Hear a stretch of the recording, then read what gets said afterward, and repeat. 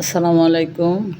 এই যে এনে চিতই পিঠা বানানো হয়েছে, আর এখানে হচ্ছে খেজুরের গুড় অরিজিনাল। আমরা অনলাইনে অর্ডার দেওয়া, এই যে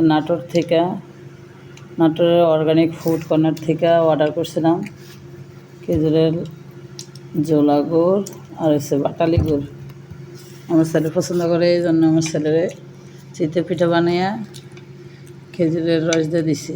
নানার বাড়িতে যে খাইছিল, ওর অনেক নাকি পছন্দ, এই জন্য দিছি। যাই, কেমন মজা হয়েছে? হ্যাঁ, অনেক মজা হয়েছে। খাও, আস্তে আস্তে খাও। এই তো খাইতে থাকো। হ্যাঁ, আল্লাহ হাফিজ। দেখেন, আমার ছেলে নাকি খেজুরের গাছে চিনে না, খেজুরের রস খায়। কত কাটা গাছ বাড়িয়েছে।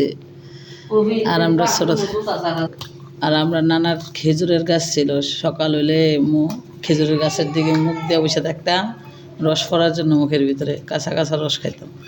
আর আমার ছেলে চিনে না খেজুরের রস। সব ভালো থাকবেন, সুস্থ থাকবেন, আল্লাহ হাফিজ।